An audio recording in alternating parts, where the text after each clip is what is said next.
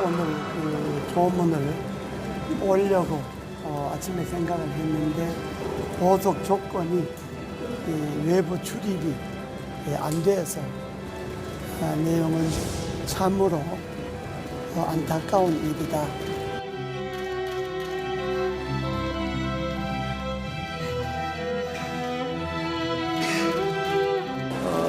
이제 모든 거 다 내려놓고 저 세상에서 아주 편하게 쉬시기 바랍니다.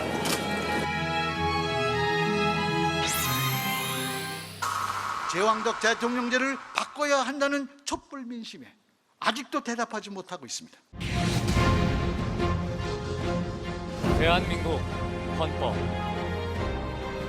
유구한 역사와 전통에 빛나는 우리들 대한국민은 기미 3.1운동으로 대한민국을 건립하여 세계에 선포한 위대한 독립 정신을 계승하여 이제 민주 독립 국가를 재건함에 있어서 정의인도와 동포애로서 민족의 단결을 공고히 하며 모든 사회적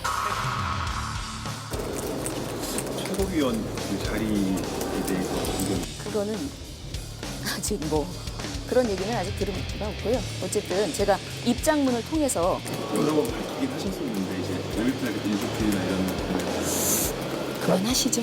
예. 제가 수년이 따르겠다고 말씀드렸잖아요. 선생님. 한국말로 말씀드렸잖아요. 제가. 네네.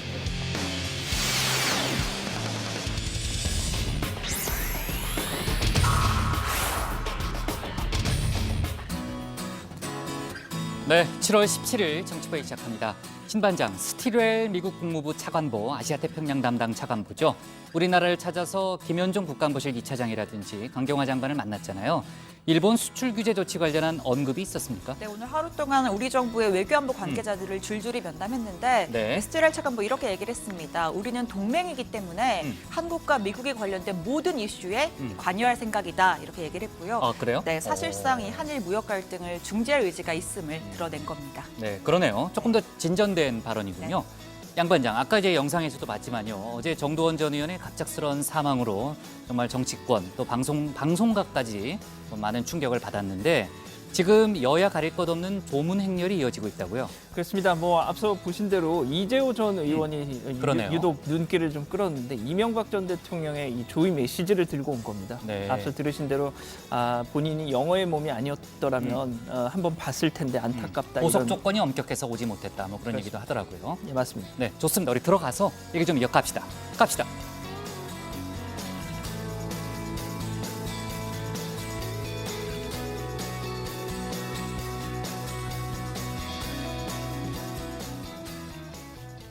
네, 반장들 자리에 앉았으면 정치부회를 시작하죠.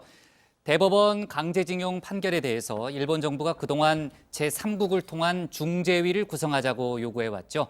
어제 저희도 정치부회의 때 다뤘지만 청와대가 이런 일본의 요구를 수용할 수 없다는 입장을 내놨고 오늘 일본 정부가 관련한 추가 입장을 내놨습니다. 한국이 중재위에 응하도록 계속 강하게 요구하겠다는 게 핵심이고요. 일본이 우리 정부의 공식 답변을 달라고 한 데드라인이 바로 내일입니다. 우리 정부가 하루 사이에 입장을 바꿀 가능성은 거의 없다. 이렇게 본다면 모레부터 추가 보복 조치를 내놓을 가능성도 있어 보입니다. 이런 가운데 국내에서 일본 제품 불매 운동이 더 크게 확산되고 있다는 여러 가지 이제 보도가 이어지고 있고요. 특히 일본 여행 상품 판매는 절반 이상으로 떨어졌다는 얘기가 나오고 있습니다. 일본 제품을 팔지 않겠다는 마트가 5만 개를 넘었다고 하고요. 앞으로 더 불매 운동이 커질 가능성이 크다는 그런 분석이 나오고 있습니다. 신반장 발제 때 일본 수출 규제 관련한 여러 가지 속보를 짚어보겠습니다. 민주평화당이 옛 국민의당에서 분당해서 창당한 지 1년 5개월 만에 또다시 사실상 분당 수순에 들어간 움직임입니다.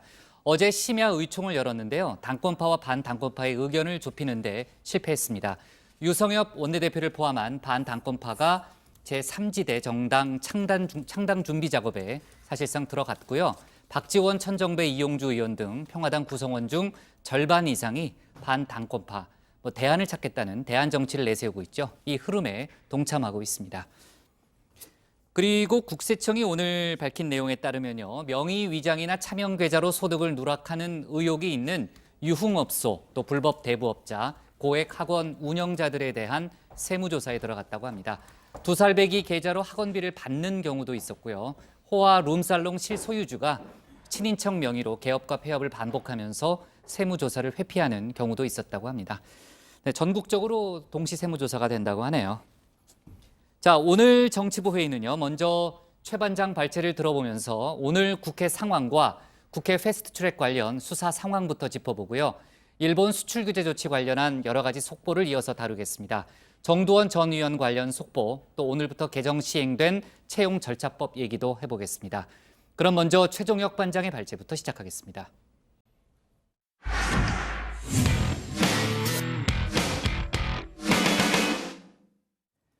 국회는 오늘 71주년 재헌절을 맞아서 경축식을 열고 법치주의와 헌법 정신 수호를 다짐했습니다. 그러나 6월 임시국회가 사흘 남았지만 여야는 추경안과 정경두 국방장관 해임 건의안을 둘러싸고 여러 가지 대치를 이어가면서 본회의 일정도 잡지 못한 상태죠. 오늘 최 반장 발제에서 국회 상황 또 정치권 관련한 속보들을 자세히 짚어보겠습니다.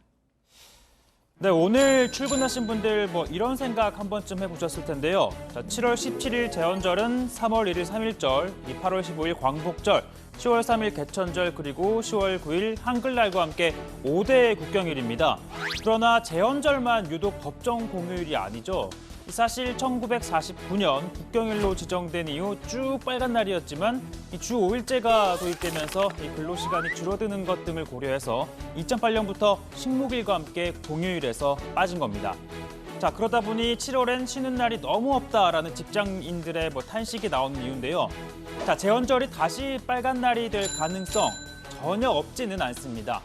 자, 한글날은 1991년부터 공휴일에서 제외됐지만 2012년 이 국회가 한글날 공휴일 지정 촉구 결의안을 채택한 뒤 다시 공휴일이 됐습니다. 자, 그럼 재헌절은요. 자, 지난해 바른미래당 이찬열 의원이 이렇게 재헌절 공휴일 재지정 촉구 결의안을 이미 발의해놨습니다. 다만 현재까지 논의가 되진 않고 있습니다. 자, 이 대한민국 헌법이 탄생하고 또 공포된 걸 드리는 날인 만큼 법을 만드는 주체죠. 국회에선 재헌절 경축식이 열렸습니다. 문희상 국회의장과 여야 지도부, 또 오부 요인과 전직 국회의장 등이 일제히 참석해 재헌절의 의미를 되새겼습니다. 자, 그리고 기념식 끄트머리에는요, 1948년 헌법을 만드는 과정을 담은 뮤지컬이 펼쳐졌습니다. 자유롭고 정의로운 나라를 꿈꾸던 재헌 국회의원들의 고민과 노력을 담아냈습니다.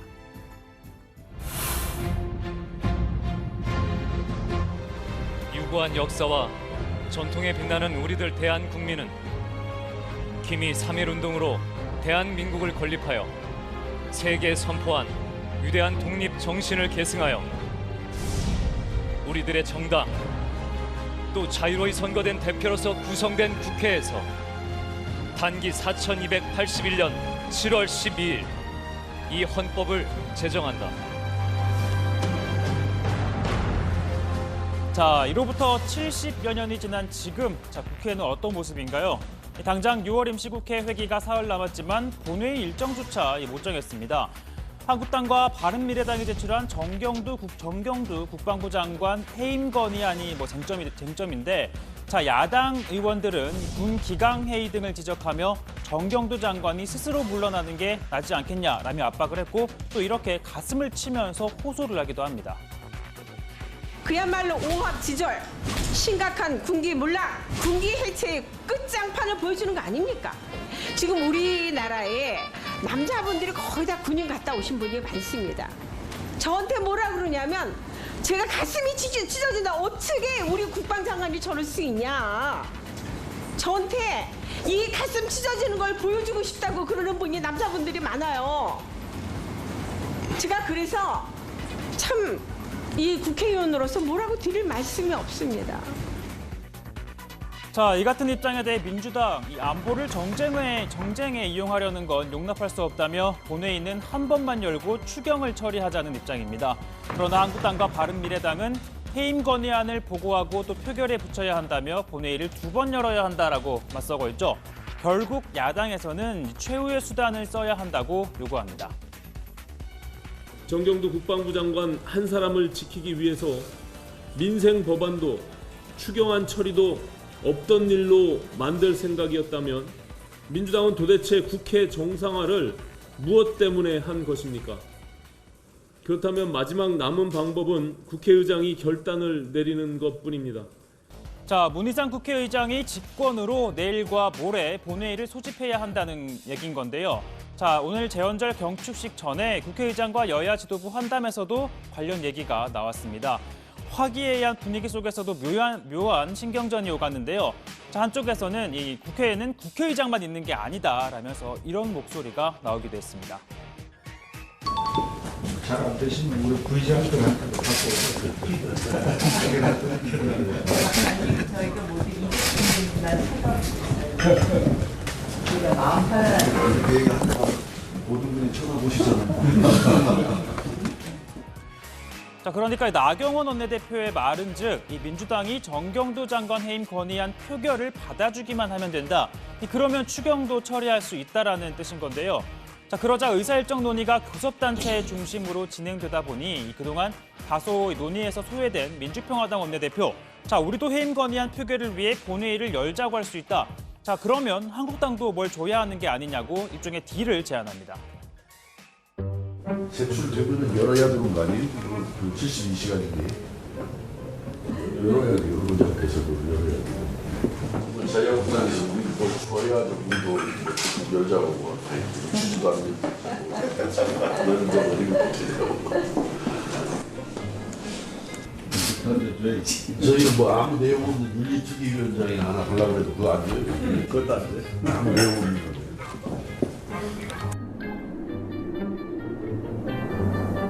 거기서 잡은 윤리특위를 제대로 가동할 수 있다. 거기 재소된 분들이 지금 자유한국당하고 민주당이 제일 많고 제일 없는 데가 민주평화당이에요. 그러니까 우리한테 줘야 되는데 윤리특위원장은. 자, 뭐 아시다시피 현재 국회 윤리특위 없는 상태입니다. 이대로면 5.18 망언 논란 등 제소된 의원들에 대한 징계안을 처리할 수가 없죠. 자, 일단 국회 차원의 징계와는 별개로 패스트트랙 전국에서 불거진 고소 고발전과 관련해 백혜련 윤소아 의원이 조사를 받은 데 이어 오늘 민주당 표창원 의원이 경찰에 출석해 조사를 받았습니다. 자, 오늘 발제 이렇게 정리하겠습니다. 제71주년 재헌절 여야는 평행 대치입니다. 네, 마지막에 최 반장이 얘기했던 대로 패스트트랙 수사가 어제에 이어서 오늘도 진행이 되고 있는데 다시 패스트트랙 전국이 펼쳐졌다 이런 얘기가 나올 정도로 지금 그 여의도에서 영등포 경찰서를 주목하고 있다고요? 예, 고 반장이 맨날 얘기하는 거 핫플레이스. 있잖아요. 예. 주목하고 있습니다.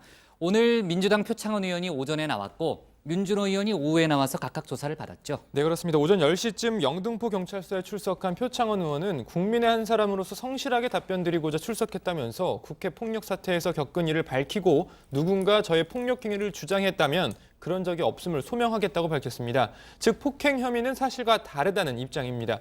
경찰 출석을 거부하는 한국당 의원들을 향해서는 국회의원도 국민의 한 사람이며 법 위에 군림할 수 없다라고 비판했습니다. 국회의원이라는 신분을 내세워서 자신이 저지른 행동 혹은 자신에게 주어진 혐의, 고발에 대해서 성실하게 조사에 임하지 않은 채 탄압이며 또는 표적수사니 이러한 잘못된 언어들을 사용하고 조사에 응하지 않는다는 것. 이것은 법을 만드는 국회의원으로서 입법자로서 도저히 절대로 해서는 안 될 행동이고요. 대한민국이 법치주의 국가임을 부정하는 반헌법적 태도입니다. 네, 오후에 민주당 윤준호 의원이 출석해서 조사를 받았고요. 또 당초 오늘 출석을 요구받았던 송기현 의원은 일주일을 연기해서 다음 주에 나올 것으로 보입니다. 민주당 이인영 원내대표는 어제 백혜련 의원에 이어서 이 당 소속 의원들의 경찰 출석을 언급하면서 민주당은 앞으로도 정해진 절차, 법에 따라서 성실하게 조사에 임하겠다라고 이야기했고요. 또 여야의 고소, 고발 취하와 관련해서도 없던 일로 하자는 건 국민들에게 정치권 전반에 불신만 불러일으킬 수 있다면서 반대의 뜻을 분명히 밝혔습니다. 네, 지금 다수를 차지하고 있는 자유한국당 소속 의원들은 패스트트랙 경찰 수사가 야당 탄압이다 이렇게 규정을 하고 있고요. 소환에 응하지 않겠다는 뜻을 계속해서 내비치고 있는 거죠. 예, 일단 정리를 해보면요. 현재까지 경찰은 이 패스트트랙 고소고발 관련해서 한국당 13명, 민주당 4명, 정의당 1명 이렇게 모두 18명 국회의원에 대해서 소환을 통보한 상태입니다. 자, 하지만 한국당 의원들 응하지 않고 있습니다. 나경원 원내대표 줄곧 이 표적 소환, 야당 탄압이라면서 오늘도 같은 주장 되풀이했습니다. 그러면서 이 소환에 응하고 있는 민주당 의원들을 향해서는 출석놀이다 이렇게 지적했습니다. 들어보시죠. 여당 의원들과 일부 무늬만 야당 의원들이 사실상 경찰 견학 한번 갔다 오는 소위 출석놀이로 경찰의 야당 겁박에 장단을 맞추고 있습니다. 입법부 존재 이유를 스스로 부정하는 한심한 행태입니다. 국회를 행정부에 예속시켜서 스스로 권한을 저버리고 정권에 충성하는 영혼 없는 국회의원을 택한 것입니다. 네. 자, 경찰이 지난번에 4가지 트랙으로 이제 관련한 수사를 진행하겠다고 했고요. 소환 통보된 사람만 18명이고 전체로 따지면 이제 100명 이상이 지금 고소 고발된 상태이기 때문에 당분간 수사 상황이 계속 이어질 수밖에 없고요. 민주당은 한국당 의원들의 경찰 조사 불응을 지금 강하게 비판하고 있잖아요. 아까 표창원 의원 얘기도 들어봤지만 반면 한국당은 정경두 국방장관 해임 건의안을 냈고 민주당이 이를 표결에 붙이지 않는 것을 비판하고 있습니다. 그렇기 때문에 여야가 여러 가지 충돌이 이어지고 있으면서 지금 국회 일정 자체가 정확하게는 못 잡고 있는 국회 일정을 그런 상황인 거죠. 민주당은 정경두 장관에 대한 이 해임 건의안을 표결에 붙이는 건 절대 받아들일 수 없다라는 입장 재차 확인을 하고 있는데요. 그렇기 때문에 본회의는 19일 마지막 날에 한 차례 열어서 추경안을 처리해야 한다라는 입장입니다. 이인영 원내대표 얘기 들어보시죠.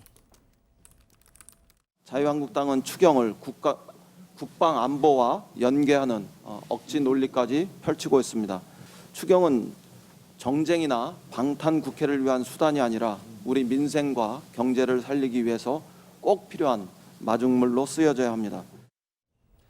자, 한국당은 민주당이 정경두 지키기를 위한 방탄 국회를 만들고 있다라고 비판을 하고 있는데요. 나경원 원내대표, 이 여당의 목리 부리기로 임시국회가 막을 내릴 위기인데 이 장관 해임 건의안이 올라오느니 차라리 추경을 포기하겠다는 것인지 이해할 수 없다라고 고집었습니다. 특히 문재인 대통령이 이 보고서 채택 없이 윤석열 검찰총장 임명안을 제거한 것을 고리로 또 공세를 강화하고 있는데요.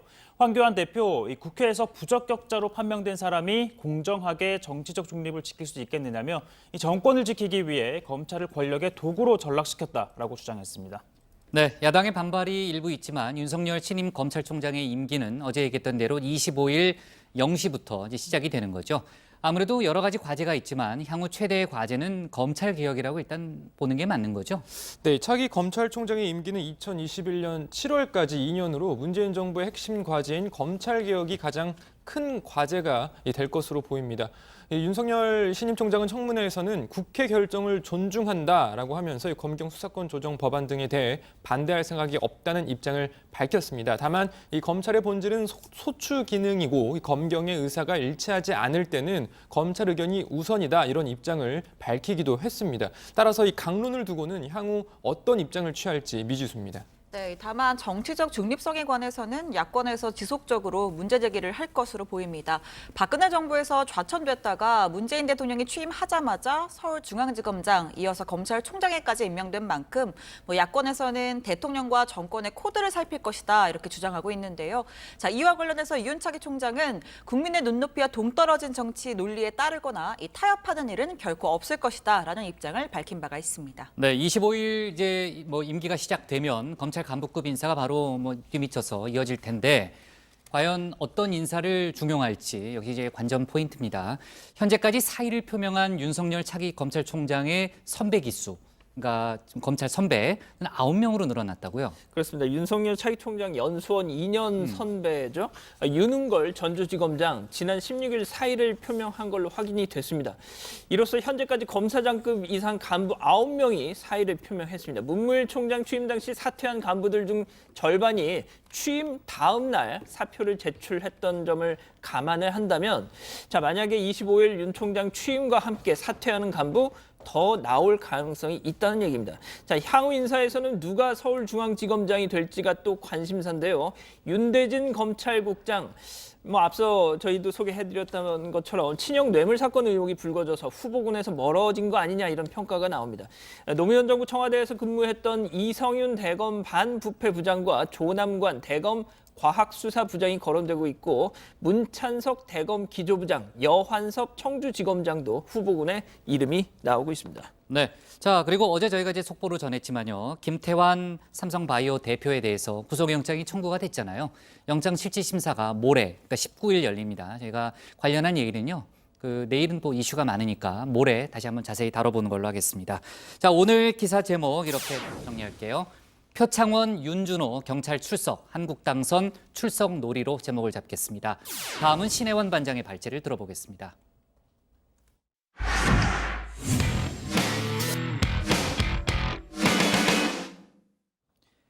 청와대가 강제징용 판결에 대한 일본 정부의 제3국 중재위 제안에 대해서 어제 답변할 계획이 없다고 밝혔죠.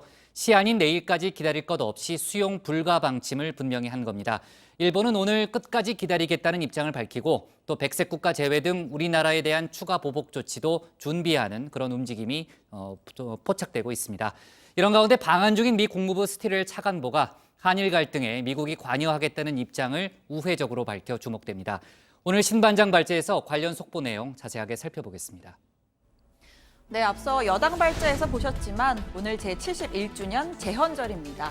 초대 헌법 제정의 의의를 기리는 날인데요. 이 정치권에서는 꽤 오래전부터 권력구조 개편을 위한 개헌이 화두입니다. 문희상 국회의장도 오늘 기념사에서 개헌은 시대적 과제다라고 이야기했습니다. 자, 일본 정치권에서도 최대 화두는 개헌입니다.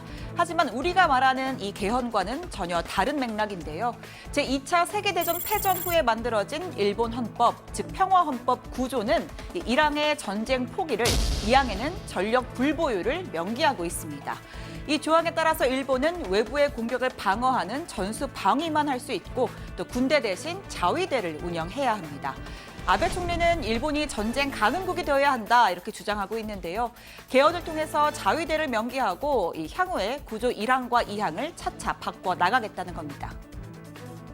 命を賭して任務を遂行している者の存在を明文化することによってその正当性が明確化されることは明らかです。 아베 총리는 일본의 참의원 선거 개시일에 맞춰서 대한국 수출 규제를 단행했습니다. 개헌을 위해선 의석 3분의 2 이상을 확보해야 하는데 현재로서는 연금 또 소비세 문제로 여론이 썩 좋지만은 않습니다. 지지층 결집이 필요했고요. 그래서 M1 한국 때리기에 나선 것 아닌지 지극히 합리적인 의심이 듭니다. 자, 일본 네티즌들 사이에선 선거 가두 연설을 하는 아베 총리의 영상 하나가 빠르게 퍼지고 있습니다. 지난 15일인데요. 이 삿포로시의 JR 삿포로역 근처에서 선거 차량에 올라 유세를 하는 장면입니다. 이 옆에서는 후보가 손을 흔들고 또 플랜카드도 걸려 있고 여기까지는 아주 평범한 유세 현장입니다. 자, 그런데 잠시 뒤 이 군중 속에서 한 남성의 고함 소리가 들립니다. 아베 야메라! 가을에!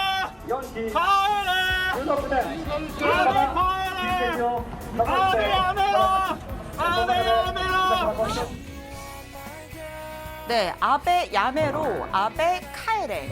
아베는 그만둬라, 아베는 돌아가라 라는 말입니다. 자, 이어지는 부분이 또 논란이 된 건데요. 마저 이어서 보겠습니다. 아베 야메로! 아베 야메로! 아베 야메로! 아베 야메로! 아베 야메로! 네, 구호를 외친 지 딱 10초 만에 갑자기 경찰들이 나타나 이 남성을 어디론가 끌고 갑니다. 아베 총리는 아무 일 없다는 듯 계속 유세를 이어가고요. 물론 못 봤을 수도 있습니다. 자, 보통 이런 현장에는 만일의 폭력 사태 등에 대비해서 사복 경찰이 배치돼 있곤 한데 단지 반대 구호를 외쳤다고 해서 끌고 가지는 않죠. 자, 일본 네티즌들 여기가 민주주의 국가 맞느냐, 단 한 사람의 야유조차 배제하겠다는 거냐, 무서운 나라다 등등의 비판이 이어졌습니다. 자, 일본 측 경찰은 공직선거법 위반 우려가 있는 사안으로 판단했다고 설명했다더군요. 자, 내일이 벌써 18일입니다. 일본이 우리 정부에 강제징용 관련 제3국 중재위 설치를 수용할지 답변을 달라고 한 시한입니다. 사태가 확전으로 이어질지를 가늠할 분수령이 되는 날이죠. 자, 청와대는 특별한 답변은 없을 것이라면서 수용 불가 방침을 명확히 했습니다. 해결 방안도 기존의 입장과 같다고 했는데요. 한일 양국 기업이 피해 배상을 하는 이른바 1+1 보상안은 피해자들의 동의가 있어서 검토할 수 있었다면서 그 외의 방안은 전혀 검토하지 않고 있다고 했습니다. 다만 외교적 해결 노력은 계속해 나가겠다는 방침입니다. 양국 국민들과 피해자들의 공감을 얻을 수 있는 합리적인 방안을 함께 논의해보자는 것이었습니다. 일본 정부는 일방적인 압박을 거두고 이제라도 외교적 해결의 장으로 돌아오기 바랍니다. 네, 일각에서는 이낙연 국무총리의 대일 특사론도 거론되고 있습니다. 이 기자 시절에 일본 특파원을 지냈고 국회에서도 한일의원연맹 수석 부회장을 지내서 대표적인 지일파 정치인으로 꼽히기 때문인데요. 자, 이 총리는 논의된 바 없다라고 선을 그으면서도 다만 제3자의 대일 특사 파견 가능성을 묻는 질문에는 모종의 흐름이 진행되고 있다라고 답변을 했습니다. 자, 미국에서도 이 미국의 역할론을 강조하는 목소리가 잇따라 나오고 있습니다. 일본의 일방적인 조치가 미국 사회에 미치는 영향이 상당하다는 걸 주류 사회도 인식하고 있다는 방증으로 보입니다. 미국의 대표적인 싱크탱크이자 이 북한 문제로도 익숙한 CSIS의 소장 인터뷰입니다. It's really worrisome. It's a very serious issue because both Korea and Japan are important allies of the United States. I do think that the U.S. government should be helpful. There are some ideas that could be developed. 현재 데이비드 스틸웰 미 국무부 동아태 담당 신임 차관보가 방한 중인데요. 김현정 청와대 국가안보실 2차장, 또 이도훈 한반도 평화교섭 본부장, 또 조금 전엔 강경화 외교부 장관까지 우리 정부의 외교안보 라인을 줄줄이 면담했습니다. 스틸웰 차관보는 우리는 동맹이기 때문에 한국과 미국이 관련된 모든 이슈에 관여할 생각이라고 말했습니다. The relationship between the U.S. and Korea is vital to stability and prosperity here in the region. And over the years, I've watched that relationship grow and thrive and expand as the Korean side gets stronger and more able to provide. And I look forward to continuing that trend. Is there any role for the U.S. to play? I'm going to think about that, and I'll be prepared to talk about those things tomorrow. Thank you. Tomorrow, okay. 네, 오늘 청와대 발자 이렇게 정리하겠습니다. 2차 보복 조치, 내일 분수령, 미국 한일 갈등 개입 시사입니다. 네, 스틸웰 차관보가 일본을 거쳐서 우리나라에 왔잖아요. 일본 NHK랑 인터뷰할 때는 한일 갈등에 이렇게 크게 개입할 의사가 없다는 식으로 얘기를 했고, 오늘 우리 정부 외교안보 인사들과 좀 만남을 가진 자리에서는 어쨌든 동맹, 한미 동맹의 중요성을 얘기하면서 미국이 어떤 형식으로든 개입할 가능성을 좀 시사했다, 이렇게 평가할 수 있겠죠.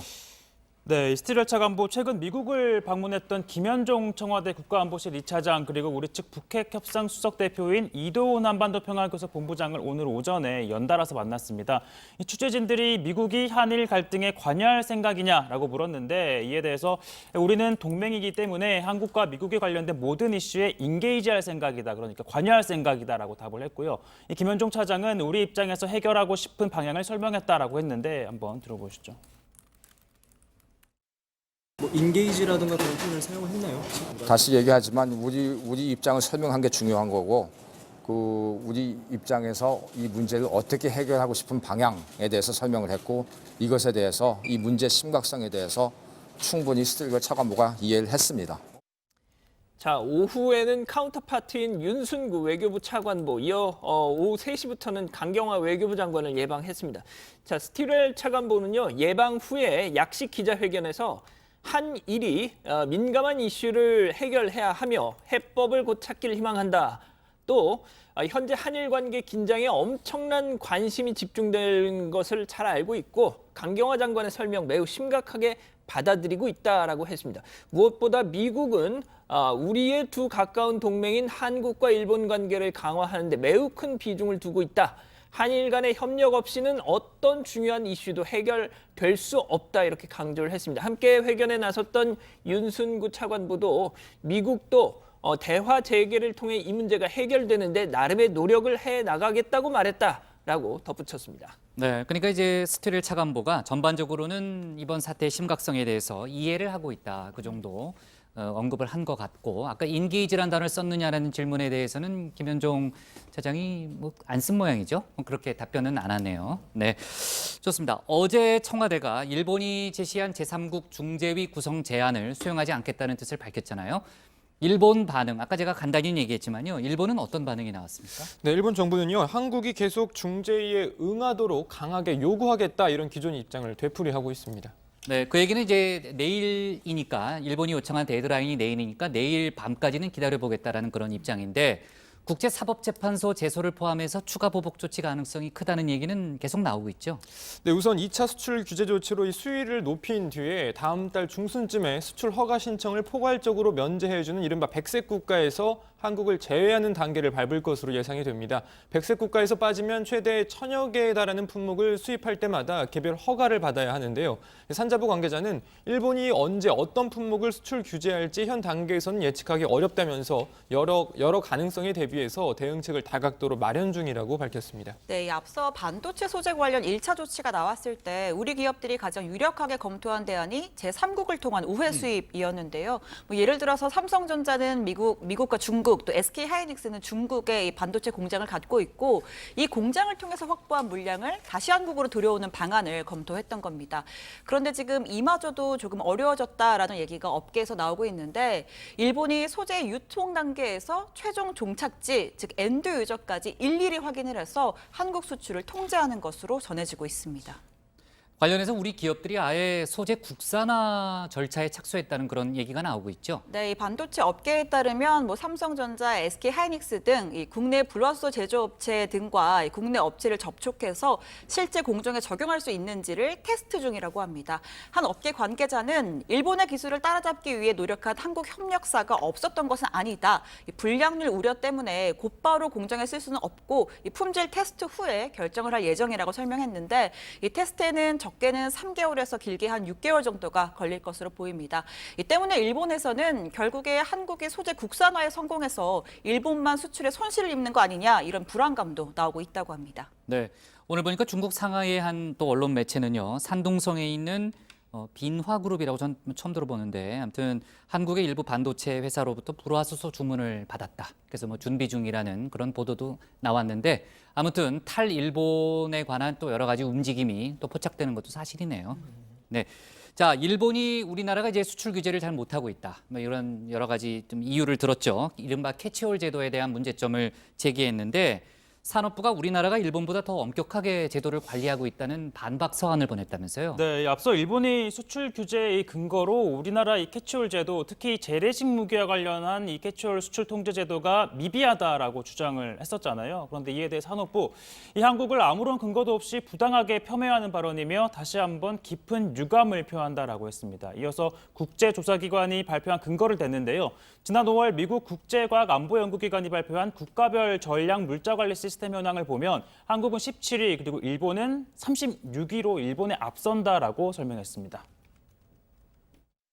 근거 없는 주장을 하는 것에 대해서 방어권의 차원에서 우리 캐치홀 수출 통제 운용 현황을 설명드리고 아울러 한일 양국 간의 제도 비교와 평가를 하고자 합니다. 이는 일측이 우리 제도를 근거 없이 부당하게 폄훼한 데에 따른 불가피한 대응이라는 부분을 밝히는 바입니다. 이번 사태를 대하는 청와대의 기조가 유례없이 강경하죠. 특히 이제 조국 민정수석이 SNS에 여러 가지 글을 계속 올리고 있다는 얘기는 저희가 또 했었는데 조국 민정수석과 고민정 대변인이 특정 언론사에 실명까지 거론하면서 보도 내용을 비판했는데 상당히 이례적인 일이죠, 양반님. 예, 일단 뭐 고민정 대변인 얘기를 좀 소개를 해드리면 우리 정부는 팽팽한 긴장 속에서 국익을 최우선에 두고 신중하게 한 발 한 발 내디디고 있다라면서 국민은 각자 자리에서 각자 방법으로 정치권도 초당적 협력을 하기로 뜻을 모았다 했습니다. 그런데 이런 상황에서 일부 언론사가 국익에 반하는 언론 기사를 내고 있다라면서 말씀하신 대로 실명을 거론해서 비판한 건데요. 잠깐 들어보시죠. 수출 규제, 외교장에 나와라. 문통 발언, 다음 날 외교가 사라진 한국. 이러한 기사가 2위, 3위에 랭킹되어 있습니다. 이것이 진정 우리 국민들의 목소리를 반영한 것인지 묻고 싶습니다. 네, 조국 청와대 민정수석도 어젯밤 페이스북에 글을 올렸습니다. 한 방송에 소개된 이 해당 일보판 기사 제목을 언급하면서 혐한 일본인의 조회를 유인하고 일본 내 혐한 감정에 고조를 부추기는 이런 매국적 제목을 뽑은 사람은 누구인가라고 주장했습니다. 자, 이어서 민정수석 이전에 한국인의 한 사람으로 강력한 항의의 뜻을 표명한다면서 책임 있는 답변을 희망한다라고도 밝혔습니다. 자, 이처럼 민정수석과 대변인이 동시에 나서서 이 특정 언론사의 보도를 문제 삼은 건 이례적인 상황인데요. 이번 사안을 대하는 이 문재인 대통령의 강경한 인식도 반영이 됐을 거다, 이런 해석이 나오고 있습니다. 네, 청와대가 지목한 언론 매체는 이제 조선중앙일보의 이제 일본판 기사들이었죠. 네, 관련한 논란 저희가 또 좀 지켜보고요. 청와대 발제 제목 이렇게 잡겠습니다. 스티렐 차관보 한일 갈등 해결 노력 지원으로 잡겠습니다. 다음은 양원보 반장의 발제를 들어보겠습니다.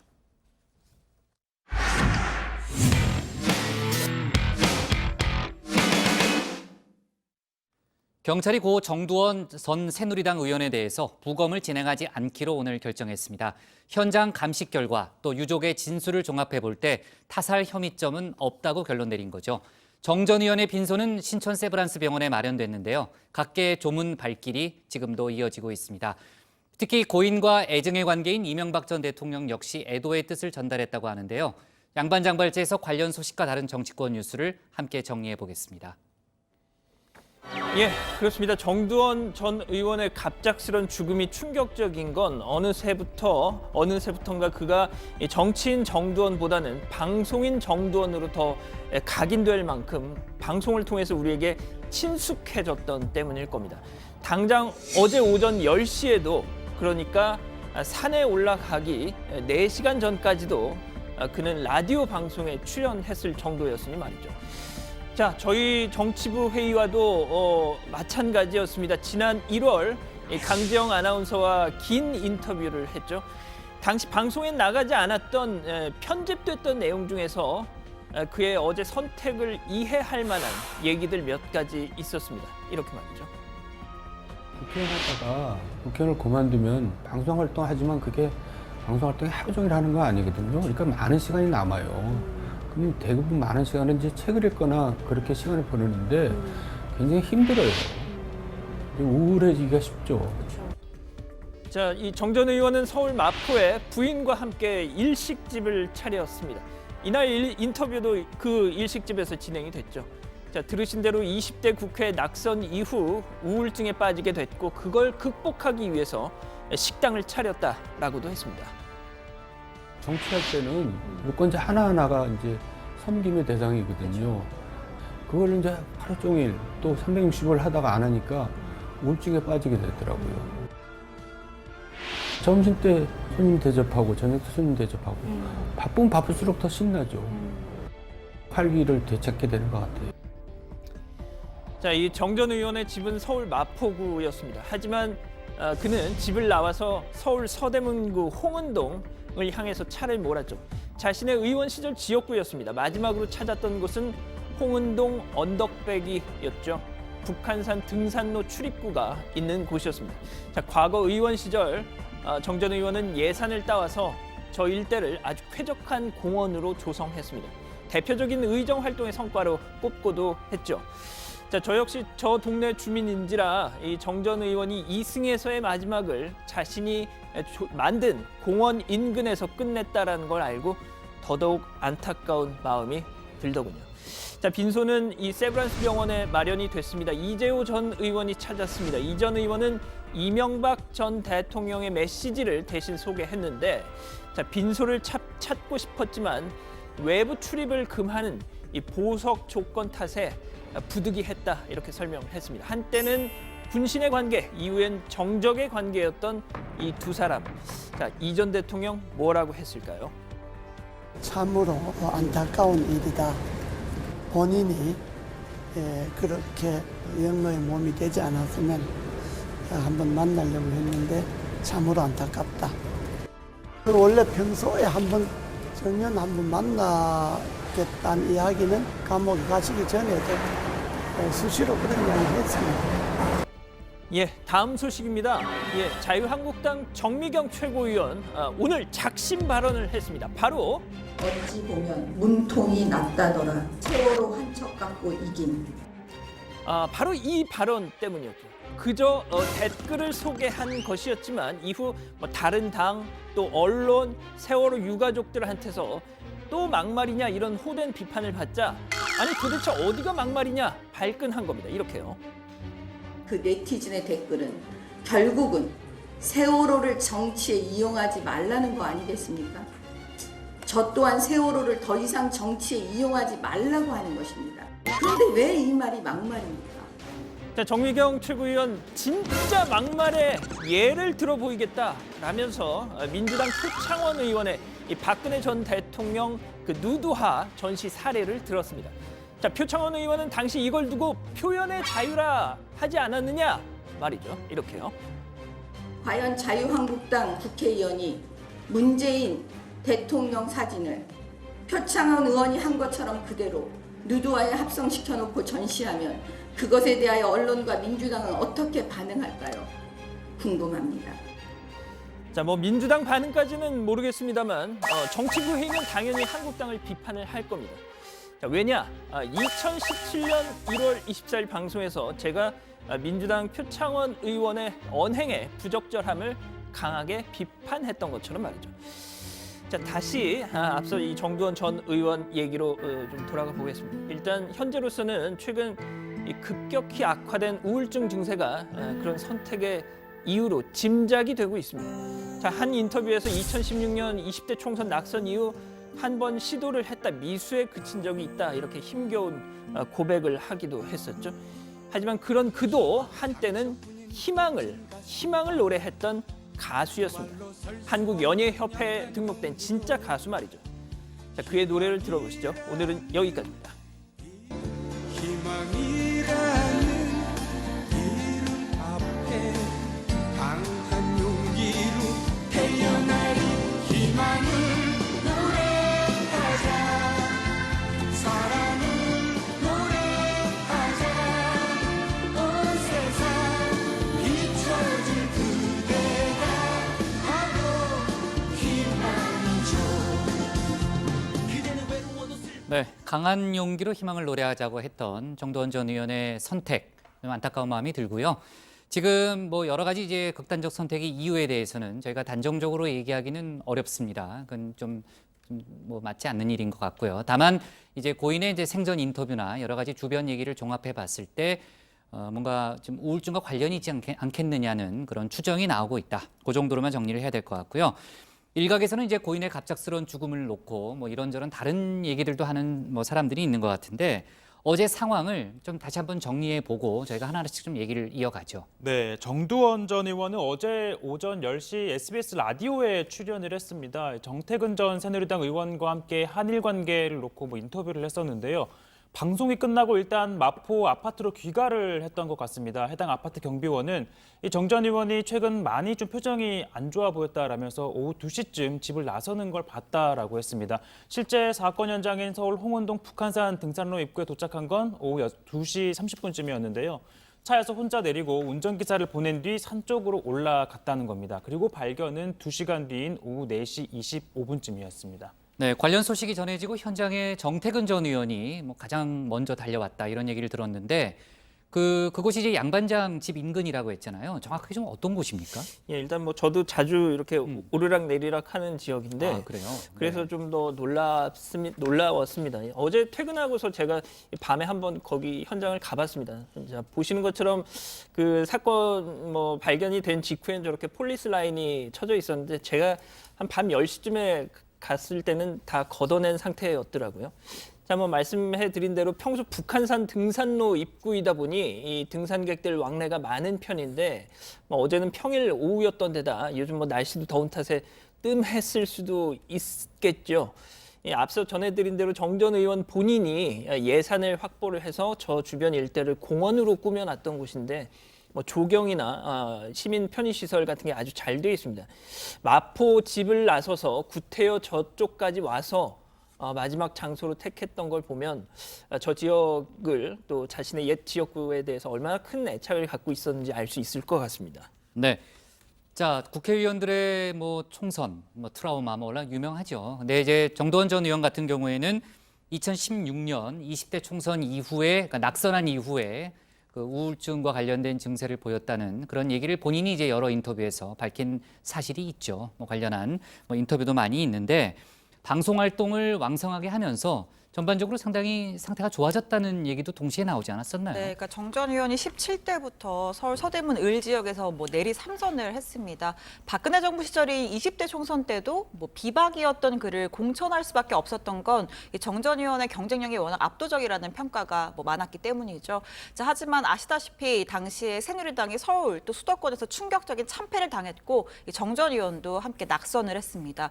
뭐 그때 뭐 큰 충격을 받았다라는 이야기가 있고. 자, 이후에 급성 우울증이 찾아왔고 또 한 번 시도를 하기도 했었죠. 예, 하지만 이후에 방송 활동으로 제2의 인생 사는 듯 했고 또 식당 개업, 뭐 심리 상담사, 분노 조절 장애 상담사 자격증을 따기도 했다고 합니다. 그래서 뭐 70대에는 심리 상담사가 되겠다 이런 꿈을 또 키웠다고도 하더라고요. 네. 자, 고인을 얘기할 때 항상 붙는 수식어가 또 비운의 책사라는 표현이잖아요. 이명박 서울시장을 대통령으로 만든 1등 공신으로 꼽혔지만은 이상득 전 부의장과의 갈등으로 권력 일선에서 비껴났고요. 이후 정치적으로는 상당한 힘든 시기를 보냈죠. 그렇습니다. 2008년 대통령직 인수위 구성 단계에서부터 이상득 전 부의장 그룹과 충돌하면서 권력의 정점에서 내려와야 했습니다.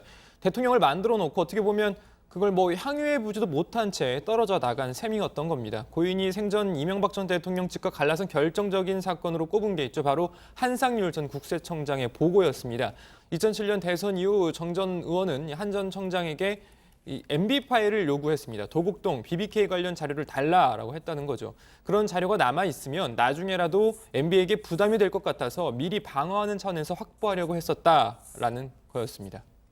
자, 근데 이제 생전 고인에 따르면요. 지금 얘기했던 한 전 청장이 이상득 전 부의장에게 정두원이 MB 뒷조사를 하려는지 그 파일을 달라고 했다. 이렇게 보고했다는 거잖아요. 네, 그런 보고를 접했던 당시 이명박 당선인 당연히 정두원 전 의원을 의심했을 겁니다. 이 당선인 안가가 있던 롯데호텔에 불려가서 쓸데없는 짓 하지 말라면서 1시간 동안 꾸중을 들었다는 건데요.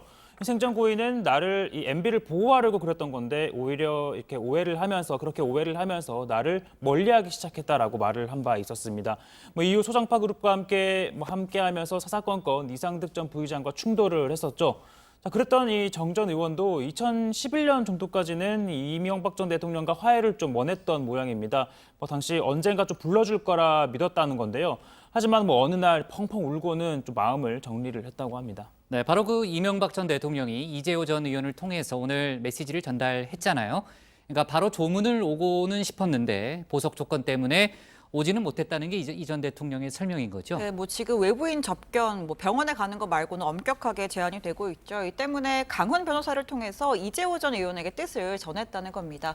자, 이 전 대통령, 내가 영어의 몸이 되지 않았으면 한번 만나려고 했는데 참으로 안타깝다라고 했다는 거고요. 또 감옥에 가기 전에 그러니까 이재호 전 의원 본인과 정두원 전 의원을 만나는 문제를 놓고도 여러 차례 이야기를 했다는 겁니다. 자, 이 전 의원 얼마 전에도 이 고인과 통화를 하면서 한번 보자라고 했었다고 하고요. 때문인지 갑작스러운 이 죽음에 울먹이면서 말을 잇지 못하는 모습도 보였습니다. 네, 이명박 전 대통령 관련해서는 이제 정두원 전 의원이 이제 경천 동지할 만한 이야기가 있다라는 얘기를 했고요. 결국 끝내 그 경천 동지할 만한 일이 뭔지에 대해서는 밝히지 않았습니다. 본인이 주변에 얘기를 하지 않았다면은 관련한 사안은 이제 더 이상 밝혀지기는 어려운 그런 상황이 됐고요. 자, 이명박 전 대통령의 조화 모습도 아까 저희가 잠깐 볼 수 있었는데 오늘 세브란스 병원이죠. 차려진 빈소에 많은 정치인들이 발길을 돌렸다고요. 네, 그렇습니다. 여야 가리지 않고 많은 정치인들이 찾아왔습니다. 유승민, 장제원, 김성태, 하태경, 이종걸, 박주선 의원 등이 찾았고요. 특히 함께 방송 출연 중인 민주당 정청래 전 의원도 빈소를 찾았습니다. 이 밖에도 정몽준 전 의원, 남경필 전 경기지사도 보였습니다. 정 전 의원에 대해서 청와대가 직접 입장을 낸 건 없습니다만 주중대사를 제안했다고 알려졌을 만큼 좋게 평가한 것으로 또 보입니다. 이 조국 민정수석이 SNS에 사적으로 교류한 분은 아니지만 그간의 정치 행보와 방송 발언 등을 보면서 저런 분과는 같이 손잡고 일하고 싶다는 생각을 많이 했다, 이런 소감을 남기기도 했습니다. 네, 가족 앞으로 유서를 남겼다는 얘기는 저희도 어제 속보로 전했는데 유서 내용이 조금이라도 알려진 게 있나요? 예, 주변 인사들의 이제 뭐 발언을 통해서 조금씩 확인이 되긴 됐는데 자택에서 발견된 유서 한 장짜리였다고 합니다. 자필로 써 있었고요. 이 가족에게 미안하고 사랑한다. 장례는 크게 치르지 마라. 조용하게 치러달라. 내 어머니 옆에 화장해서 묻어달라. 이런 내용이었다고 합니다. 네. 자, 그리고요. 그 당의 요구에도 박순자 국토교통위원장이 상임위원장직을 그만두는 그런 뭐 방안에 대해서 거부해 왔잖아요. 예. 관련해서 오늘 그 당 윤리위가 열렸습니다. 조금 전에 나온 속보를 보니까요. 그 당에 대한 그 해당 행위죠. 당에 해를 끼치는 해당 행위가 심각하고 징계 절차를 밟아야 한다는데 징계위원회의 의견이 일치됐다고 합니다. 그래서 박순자 국토교통위원장에 대해서 당의 징계 절차가 상당히 빠르게 진행될 것 같고요. 박맹우 사무총장 같은 경우에는 당의 기강을 무력화시켰기 때문에 중징계가 불가피하다는 그런 의견도 아마 냈다고 합니다. 네, 관련한 속보가 더 나오겠네요. 자, 오늘 기사 제목은 이렇게 정하겠습니다. MB 영어의 몸 아니었으면 만나려 했는 대로 제목을 잡겠습니다. 다음은 고석승 반장의 발제를 들어보겠습니다.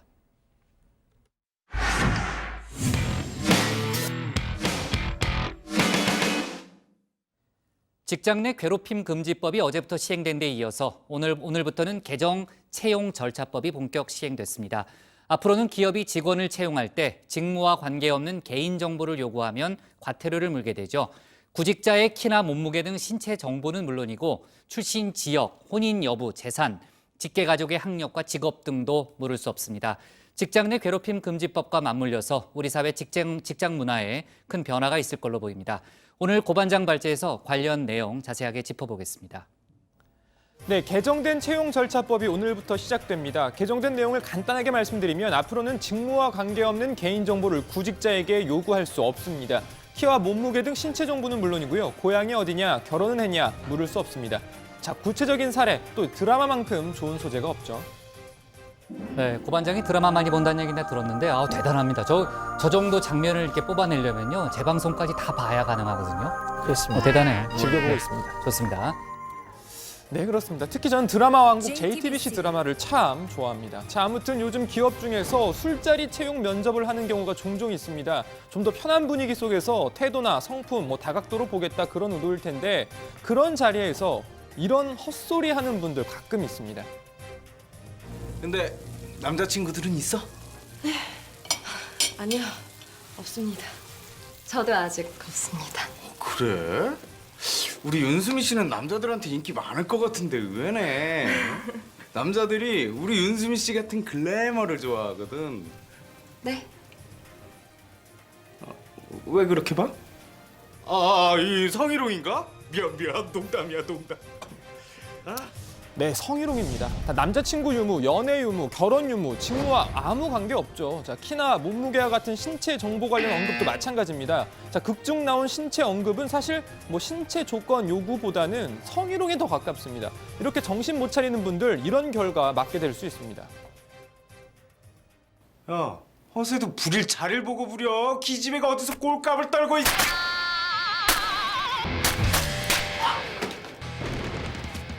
네, 여러분 그래도 절대 폭력은 안 됩니다. 참으시기 바랍니다. 자, 그리고 다음 사례도 한번 보시죠.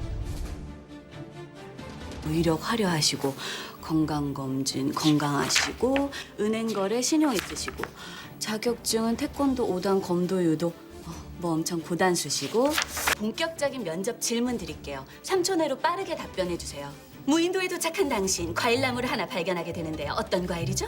1. 수박, 2. 사과, 3. 포도, 4. 앵두, 5. 복숭아. 수박? 네, 어떤 부분이 문제인지 찾으셨나요? 자, 일단 저런 질문으로 면접을 보는 경우는 흔치 않을 것 같은데 자, 어쨌든 진짜 문제는 바로 이 은행거래 언급 부분이었습니다. 극 중에서 은행거래 내역을 어디까지 기재한 건지 구체적으로 나오진 않아서 딱 떨어지진 않습니다만 자, 어쨌든 구직자의 재산 관련 정보도 요구할 수 없습니다. 유무형 자산은 물론 부채 유무 등도 물어볼 수가 없습니다. 자, 그럼 다음 사례는 어떨까요? 일단 보시죠. 이력서 가져왔어요? 네. 우리 회사 면접 본 적 있어요? 네. 네, 여기서 잠깐 이력서를 잠깐 보면요. 이메일, 전화번호 등 물을 수 있고요. 출신 학교도 보시는 것처럼 물어볼 수 있습니다. 자, 계속 보시죠. 도봉구, 도봉동, 도봉순? 뭐 이름에 맞춰 도봉동으로 이사 왔어요? 그럼 뭐 방화범은 방화동에만 사나요? 연인은 연인동에 살고? 죄송합니다. 재밌을까 봐요. 올드합니다. 네. 네, 두 사람의 입담이 다 앞서거니 뒤서거니 별로인 것 같은데, 자, 채용 절차법 위반 사항은 없습니다. 자, 말씀드렸듯이 고향은 물을 수 없어도 현 거주지는 물을 수 있습니다. 자, 정리를 해보면 이렇습니다. 채용 절차법, 정확히 채용 절차의 공정화에 관한 법률 제4조의 3에 따라 구인자는 다음과 같은 개인정보를 요구할 수 없습니다. 자, 먼저 구직자 본인의 용모, 키, 체중 등의 신체 조건, 두 번째, 구직자의 출신 지역과 혼인 여부, 재산 정보, 또 마지막으로 구직자 직계 존비속과 형제 자매의 학력, 직업, 재산 등의 개인 정보, 이거 물을 수 없다는 겁니다. 자, 이걸 어기면 앞으로 500만 원 이하의 과태료가 부과됩니다. 물론 아까 보신 대로 법적 과태료 플러스 갈비로 뺨도 맞을 수 있습니다. 자, 물론 그래도 폭력은 절대 안 될 일이겠죠. 자, 그리고 직장 내 괴롭힘 문제, 괴롭힘 금지법 시행 이틀째입니다. 지난 월요일 이 시간에 드라마 통해서 이런저런 사례를 보여드렸는데 시행 첫날인 어제 여러 건의 진정이 제기됐습니다. 자, 우선 방송사의 계약직으로 입사해서 부당 해고 소송을 하고 있는 아나운서들이 회사에서 일을 주지 않고 있다면서 고용노동부에 진정을 냈습니다. 고용노동부의 관련 매뉴얼에 명시된 괴롭힘 행위 중 하나인 근로계약서 등에 명시되어 있지 않은 허드렛 일만 시키거나 일을 거의 주지 않음에 해당된다는 겁니다. 직장 내 괴롭힘 방지법이라는 법이 때마침 이렇게 시행이 되게 되었고, 저희는 저희가 당하고 있는 이 부당한 상황을 우리 사회에 호소하고자, 신고하고자 오늘 이 자리에 왔습니다. 저희는 지금 2달 가까이 일을 하나도 못하고 월급만 받고 있습니다. 일을 안 하고 돈을 받으려니 오히려 더 민망하고 죄송하기까지 합니다. 자, 이에 대해서 해당 방송사 측은 이번 진정이 개정 근로기준법 입법 취지에 부합하는지 여부 등을 포함해서 사실 확인을 위한 객관적이고 공정한 조사를 실시하고 필요한 조치를 취할 예정이라는 입장을 내놨습니다. 그러면서 소송이 진행 중인 만큼 1심 판결 결과가 나오기를 기다리고 있다고도 밝혔습니다. 자, 관련 소식 들어가서 더 전해드리겠습니다. 오늘 발제 이렇게 정리합니다. 개정 채용 절차법 오늘부터 시행, 출신 지역 몸무게 등 요구하면 과태료 부과. 네, 아주 드라마 덕후 고반장 아주 펄펄 납니다. 아주 실력 발휘를 하고 있고요. 국내 드라마도 다 보고요. 미드, 영드까지 쫙 깨고 있어요. 일드도. 그냥 물어봤어요, 제가. 일은 언제 하는 건가요? 그럼? 네? 일은 언제 하는 일도 열심히 해요, 고반장이. 네, 열심히 안 한다는 취지로 지금 얘기하는 건데. 네. 자, 직장 내 괴롭힘 금지법, 또 그리고 오늘부터 시행된 이제 채용 절차법 두 가지가 다 직장 문화를 바꾸는데 크게 일조할 걸로 보입니다. 자, 어제 이제 첫날이었고요. 이제 직장 내 괴롭힘 금지법 시행 첫날이었고 진정이 꽤 접수됐다고 하더라고요. 물론 세세한 사례까지 저희가 다 확인할 수는 없었지만은 조금 전에 봤던 MBC 사례가 제 1호 진정이었잖아요.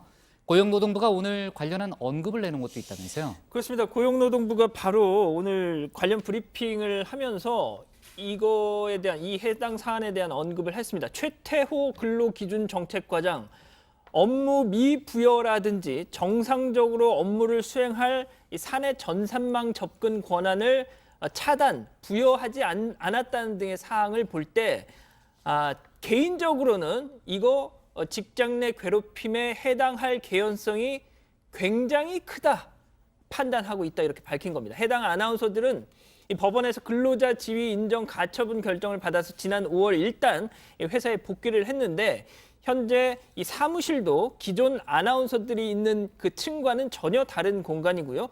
무엇보다 방송 업무를 전혀 맡지 못하고 있는 상황이라고 합니다. 또 이 사내 전산망에 접속이 되지 않습니다. 관련해서 MBC 측은 소송이 진행 중인 만큼 1심 판결 결과 나오면 그에 따르겠다 이렇게 밝히고 있습니다. 자, 이 노동부에 따르면요, 이 관련법 시행 첫날인 어제 방금 전해드린 MBC 아나운서들의 진정을 포함해서 모두 9건의 진정이 제기가 됐다고 합니다. 한국석유공사 일부 이 관리직 직원들과 또 이마트, 포항 이동점 이 일부 직원들도 진정을 냈고요. 노동부는 오늘 브리핑을 통해서 이 신고 사건에 대해서는 해당 사업장이 직장 내 괴롭힘과 관련한 예방 또 대응 체계를 취업 규칙에 담고 있는지 확인할 것이라고 밝혔습니다. 그리고 법 위반 등 미흡한 부분이 있으면 개선 지도를 하게 된다면서 이 지도는 이미 최대 60일 범위 내에서 하려고 검토 중이라고 설명했습니다. 네, 오늘부터 이제 개정 채용 절차법이 시행이 됐는데 그러면은 물어도 되는 것과 물어서는 안 되는 거를 다시 한번 좀 정리를 해볼까요? 네, 일단 구직자 개인의 정보 중에서는요, 신체 조건, 그러니까 외형적으로 드러나는 신체적 특징에 대해서는 물을 수가 없다고 합니다. 예를 들어 키나 몸무게, 외모, 인상, 체형, 흉터 등이 해당이 됩니다. 또 출생지, 등록기중지, 그러니까 한마디로 고향을 묻는 것도 안 됩니다. 또 혼인 여부를 물을 수도 없고요. 재산 정보도 규모와 상관없이 재산이 있건 없건 요구할 수 없습니다. 자, 그리고 구직자의 직계 존비속, 그러니까 부모, 조부모, 자녀 등에 대한 학력, 직업, 재산 정보도 물을 수 없게 됩니다. 형제, 자매에 대한 정보도 마찬가지입니다. 자, 그럼 되는 건 뭐냐? 일단 출신 지역은 물을 수 없지만 현재 거주하고 있는 지역은 물어도 상관이 없습니다. 또 출신 학교도 물을 수 있습니다. 네, 그리고 입사 원서나 또 이력서 같은 서류 정보에만 해당이 되느냐 아니냐를 놓고도 혼란이 있는데요. 고용노동부에 따르면 서류는 물론이고 면접 과정에서도 이 같은 개인정보는 요구할 수가 없습니다. 상시 근로자 30인 이상 기업은 모두가 법 적용 대상입니다. 네, 노동 이슈 정리하는 김에요. 탄력 근로제 얘기 잠깐 해보면 내일 국회 환경노동위원회가 열리는데 탄력 근로제 합의에 나설 계획이라고요. 네, 국회 환노위가 내일 고용노동소위와 전체 회의를 잇따라 열고 이 탄력 근로제 단위 기간 확대 문제 합의를 시도합니다. 탄력 근로제 단위 기간 확대는 지난 3월 경사노위 노동시간제도 개선위원회에서 이 노사 정의 모두 동의했지만 정작 본위원회에서 반대 의견이 나와서 의결이 되지 못한 상태입니다. 이후에 국회로 공이 넘어와서 논의가 계속됐는데 여야가 아직까지는 합의에 이르지 못했고요. 그동안 민주당은 이 경사노위 합의한 대로 6개월 확대를 주장했고 한국당 등은 1년 확대를 주장해 왔습니다. 최근 여야가 6개월 확대로 의견을 모아가는 분위기인데 이 문제는 한국당이 선택적 근로시간제 확대도 함께 처리해야 한다라는 주장을 고수하고 있고 민주당은 이를 받아들이기 어렵다는 입장이어서 이 평행선을 달리고 있습니다. 네, 자 그리고 오늘 오전에 서해상에서 잔망경으로 추정되는 물체가 발견됐다는 소동이 한바탕 있었죠. 예, 그렇습니다. 군 당국에 따르면요, 오늘 오전 7시 17분이었습니다. 고속도로 순찰대원이 서해안 고속도로 횡담도 있지 않습니까? 그 휴게소에서 이 서해대교 하단 해상에 이 잔망경으로 추정되는 물체를 육안으로 식별했다면서 관계기관에 신고를 한 거죠. 자, 이 순찰대원 잔망경으로 보이는 물체가 사람이 걷는 속도로 바다를 돌아다니다 갑자기 사라졌다 이렇게 설명한 걸로 전해졌습니다. 해당 해역 수심이 한 12m로 얕은 편이고요. 외해로 나가려면 협수로를 지나야 하는 곳으로 알려졌는데 또 이 평택 2함대 사령부가 거기서 멀지 않은 곳에 있기도 하죠. 자, 일단 군과 경찰은 모든 가능성을 염두에 두고 대비하는 차원에서 이제 작전에 돌입을 했는데요. 그러나 이 신고 접수 6시간여 만에 대공 용의점이 없다고 결론을 내리고 모두 작전을 종료를 했습니다. 합참은 수색 정찰과 차단 작전 진행 결과 특이 사항이 없었다라고 그리고 대공 용의점은 없었다라고 결론을 내렸습니다. 네, 자 어제 오늘 직장 문화를 바꿀 새로운 제도가 계속 시행되고 있는데 저희도 좀 신경을 써야 될 것 같아요. 저희 잘 되고 있으니까요. 국장만 신경 써. 아니 전 잘하고 있어요. 예. 양 반장이 좀 신경 써야 될 것 같아요. 최 반장이 좀 몇 가지 얘기를 따로 하더라고요. 만 조심하면 될 것 같습니다. 그건 맞아요. 예. 네, 좋습니다. 오늘 기사 제목 이렇게 정리할게요. 개정 채용 절차법 오늘부터 본격 시행으로 제목을 잡겠습니다.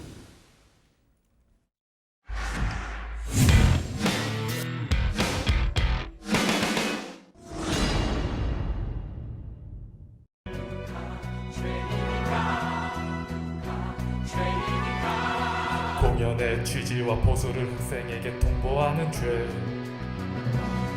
공연장에서 섹시함과 스킨십을 요구한 죄. 공연의 일정일 첫날에 공지에 새벽 연습을 하도록 한 죄. 공연으로 발생한 여러 비용을 학생 사비로 사용 개양죄.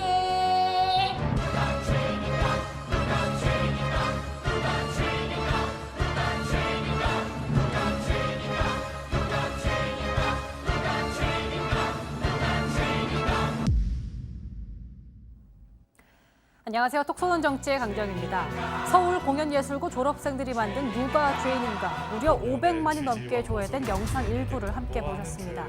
뮤지컬 영웅을 패러디해 만든 영상인데요. 지난해부터 올해 초 많은 논란을 빚은 서울공연예술고의 문제점을 고발하기 위해서 만들어진 겁니다. 서울공연예술고는 세계적인 가수가 된 BTS의 정국, 가수 겸 배우 수지, 해리, 설리, 정말 다수의 아이돌을 배출해 이른바 아이돌 사관학교로 불립니다. 하지만 학생들은 교장의 사적인 모임에 동원해서 억지로 공연을 시키고 심지어 섹시 댄스를 추게 했다는 주장이 제기되면서 논란이 된 겁니다. 당시 학생들은 공연 부대 비용까지 자비를 들여야 했다고 주장하고 있습니다. 공부도 당연히 있으니까 너가 이제 오빠들한테 봉사하는 마음으로 너 참여해야 되지 않겠냐. 그래서 손을 다리 쪽으로 뻗고 화장실까지 따라오려 했었어요.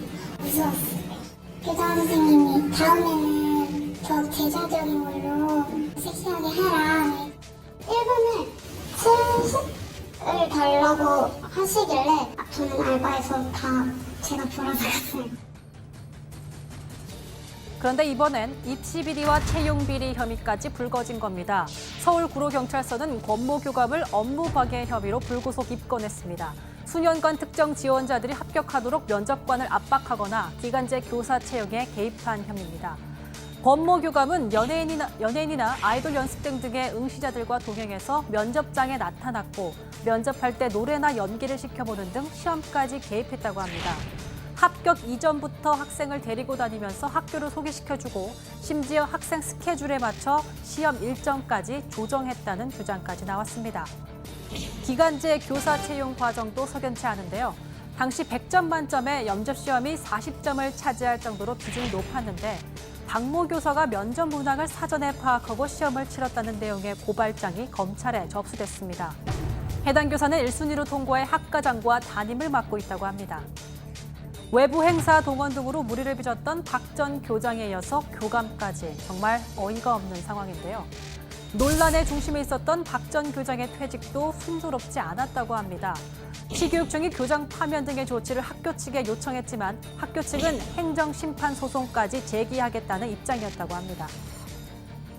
교육청은 감사 결과 밝혀진 내용이 심각한 것으로 판단되었기 때문에 올해 1월 10일에 교장 파면 그리고 행정실장 해임 등의 처분을 요구하였으며 보조금 부정 집행 그리고 신입생 전형 불법 행위 등 몇몇 혐의에 대해서는 경찰 수사를 의뢰했습니다. 현행 사립학교법에는 사립학교 교직원의 인사는 학교 법인 이사의 권한으로 규정되어 있습니다. 저희 교육청이 바로 처벌이나 징계를 내릴 수가 없습니다. 그런데 퇴직한 박 전 교장은 보름 만에 인천에 있는 다른 사립중학교 교장에 임용됐습니다. 하지만 서울시교육청이 문제 제기하면서 해당 학교가 임용을 취소했는데 알고 보니 박 전 교장을 초빙한 사람은 해당 사립중의 이사장이었습니다. 그는 서울공연예술고의 개방이사라고 하는데요. 박 전 교장은 자신이 임용될 뻔한 중학교의 개방이사라고 합니다. 자, 이런 문제를 겪고도 서울공연예술고는 교육 환경을 제대로 개선하지 못해서 지난달 특별 장학을 받았고 내일 모레가 시정 조치 결과를 보고하는 마감일입니다. 학생들이 더 이상 교육권, 인권을 침해당하는 일이 없도록 개선의 의지 보여주기를 바라겠습니다.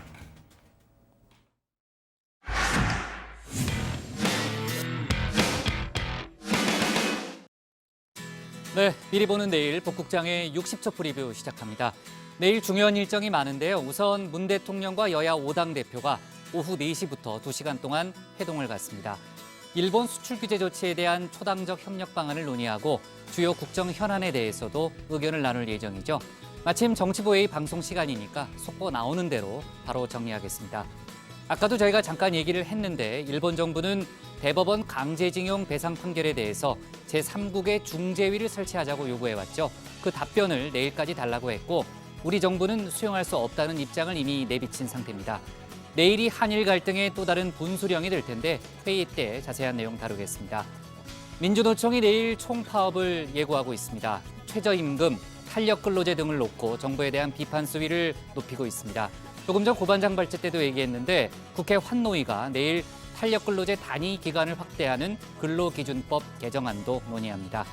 그리고 서지영 검사의 미투 사건 관련해서 1심에서 징역 2년이 선고된 안태근 전 검사장에 대해서 내일 항소심 선고도 예정돼 있습니다. 오늘 정치부에는 여기까지고요. 저희는 내일 오후 5시 10분에 다시 찾아뵙겠습니다. 네, 수고했습니다. 수고요. 60초 넘은 것 같은데요. 아, 그래요? 네. 길게 하신 거. 더 빨리 할게요. 네. 자,